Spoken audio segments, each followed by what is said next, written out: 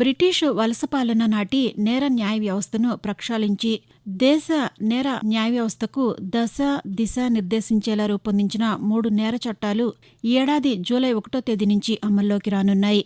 ఇప్పటివరకు అమల్లో ఉన్న భారతీయ శిక్షా స్మృతి ఐపీసీ, నేర శిక్షా స్మృతి సీఆర్పీసీ, భారత సాక్ష్యాధార చట్టం 1872ల స్థానంలో భారతీయ న్యాయ సంహిత, భారతీయ నాగరిక సురక్షా సంహిత, భారతీయ సాక్ష్య చట్టాలను వర్తింపచేయనున్నారు. భారతీయ శిక్షా స్మృతి బ్రిటిష్ నేర న్యాయశాస్త్రానికి ప్రతిరూపం. ఇది భారతదేశానికి సహాయం చేయడానికి, రక్షించడానికి కాకుండా వారిని నియంత్రించడానికి, శిక్షించడానికి రూపొందించబడింది. ఈ క్రిమినల్ చట్టంలోని వివిధ సెక్షన్లు ప్రస్తుత పరిస్థితుల్లో అసంబద్ధం. ఎందుకంటే మనం ఒక సమాజంగా ప్రతి అంశంలో అభివృద్ధి చెందాం. భారత పౌరుల హక్కులను పరిరక్షించే లక్ష్యంతో వరుస సవరణలను ప్రారంభించడం ద్వారా వలస రాజ్యాల కాలం నాటి నేర చట్టాలను భర్తీ చేయాలని ప్రతిపాదించి ప్రస్తుత పరిస్థితులకు, సవాళ్లకు తగినట్లుగా కొత్త చట్టాల్లో అనేక నిబంధనలను ప్రవేశపెట్టారు. గతేడాది ఆగస్టులో కేంద్ర ప్రభుత్వం ఈ 3 బిల్లులను పార్లమెంట్లో ప్రవేశపెట్టింది. ఉభయ సభల ఆమోదం అనంతరం డిసెంబర్ 25న రాష్ట్రపతి సంతకంతో అవి చట్టరూపం దాల్చాయి. 1860 భారతీయ శిక్షా స్మృతి స్థానంలో భారతీయ న్యాయ సంహిత 2023ని తీసుకువచ్చారు. ఇందులో రాజద్రోహం అంశాన్ని తొలగించారు. కానీ భారతదేశ సార్వభౌమత్వం, ఐక్యత, సమగ్రతకు వ్యతిరేకంగా చేసే వేర్పాటువాద తిరుగుబాటు, ఉగ్రవాదం వంటి చర్యలను కఠినంగా శిక్షించే మరో నిబంధనను ప్రవేశపెట్టారు. మైనర్లపై సామూహిక అత్యాచారం, మూకదాడులకు మరణశిక్ష నిబంధనను పొందుపరిచారు.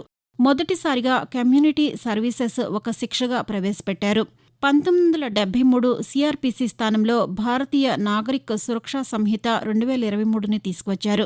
ఇందులో నేరాలకు సంబంధించి దర్యాప్తు, విచారణతో పాటు తీర్పు వెలువరించడానికి స్పష్టమైన కాలపరిమితి విధించారు. లైంగిక దాడి బాధితుల వాంగ్మూలాన్ని తప్పనిసరిగా వీడియో రికార్డింగ్ చేయాలని పేర్కొన్నారు. నేరాలకు పాల్పడిన వారి ఆస్తులను జప్తు చేయడానికి కొత్త నిబంధన ప్రవేశపెట్టారు. ఇండియన్ ఎవిడెన్స్ యాక్ట్ 1872 స్థానంలో భారతీయ సాక్ష్య చట్టం 2023ను ప్రవేశపెట్టారు. ఎలక్ట్రానిక్ లేదా డిజిటల్ రికార్డులు, emails, server logs, computer, smart phones, laptops, ఎస్ఎంఎస్లు, వెబ్సైట్లు, లొకేషన్ ఎవిడెన్స్, మెయిల్స్, ఎలక్ట్రానిక్ డివైజర్లోని సందేశాలను సాక్ష్యాలుగా పరిగణించాలని నిర్ణయించారు. కేసు డైరీ, ఎఫ్ఐఆర్, ఛార్జ్షీట్, తీర్పు కాపీలను తప్పనిసరిగా డిజిటల్ విధానంలో పొందుపరచాలని నిర్ణయించారు. అలాగే ఎలక్ట్రానిక్, డిజిటల్ రికార్డులు పేపర్ రికార్డుల మాదిరిగానే చట్టపరంగా చెల్లుబాటు అవుతాయి.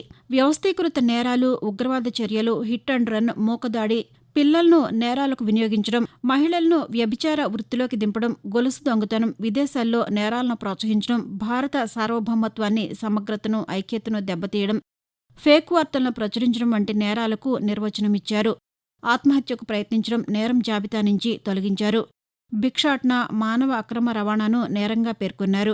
జెండర్లో ట్రాన్స్జెండర్ను చేర్చారు. భారతీయ నాగరిక సురక్షా సంహితలో మెజిస్ట్రేట్ విధించే జరిమానా పరిమితిని పెంచారు. దేశమంతా జీరో ఎఫ్ఐఆర్, ఎలక్ట్రానిక్ పద్ధతిలోనూ ఎఫ్ఐఆర్ నమోదు చేయవచ్చు. నేరాంగీకార పరిధిని విస్తరించారు. గతంలో ఈ అంశంలో 19 నేరాలు ఉండగా ప్రస్తుతం 10 ఏళ్లు అంతకంటే అధిక శిక్షల కేసులన్నింటికీ దీన్ని వర్తింపచేశారు. కొత్త బిల్లులో అత్యాచారం కేసును కూడా చేర్చారు. జప్తు, స్వాధీన లాంటి చర్యలకు విధివిధానాలు పేర్కొన్నారు. భార్యాభర్తల కేసుల్లో కాంపిటెంట్ సాక్ష్యం సేకరణ జోడించారు. బ్రిటిష్ కాలం నాటి పదబంధాలను తొలగించారు. భాషను ఆధునికీకరించారు. ఈ విధమైన మార్పులతో రూపొందించబడిన భారతీయ నాగరిక సురక్షా సంహిత 2023, భారతీయ న్యాయ సంహిత 2023, భారతీయ సాక్ష్య అధినియం 2023 బిల్లులు మన న్యాయ వ్యవస్థను మరింత బలోపేతం చేస్తాయి. వలసపాలన కాలం నాటి చట్టాలకు ఇది ముగింపు. ప్రజాసేవ, సంక్షేమం లక్ష్యంగా రూపొందించబడిన కొత్త చట్టాలు నవ శకారంభానికి చిహ్నం. సంస్కరణల పట్ల భారతదేశం కట్టుబాటుకు ఈ చట్టాలు ఒక సాక్ష్యంగా నిలుస్తాయి. టెక్నాలజీ, ఫోరెన్సిక్ శాస్త్రాలకు ప్రాధాన్యమిస్తూ న్యాయ, పోలీసు, దర్యాప్తు విభాగాలను ఆధునిక శకంలోకి నడుపుతాయి. సమాజంలో పేదలు, నిరాదరణకు గురి అవుతున్న వర్గాలకు రక్షణ పెంచుతాయి. అదే సమయంలో మన సమాజం పురోగతి బాటలో సాగిస్తున్న శాంతియుత ప్రయాణానికి దోహదపడతాయి. ఈ చట్టాల ద్వారా కాలం చెల్లిపోయిన దేశద్రోహం వంటి సెక్షన్లకు మనం వీడ్కోలు పలికినట్లయింది. ప్రస్తుత కాలానికి సరిపోయే విధంగా న్యాయ వ్యవస్థను తీర్చిదిద్దడంలో ఈ న్యాయ సంస్కరణలు మరింత సహాయకారి అవుతాయనడంలో సందేహం లేదు.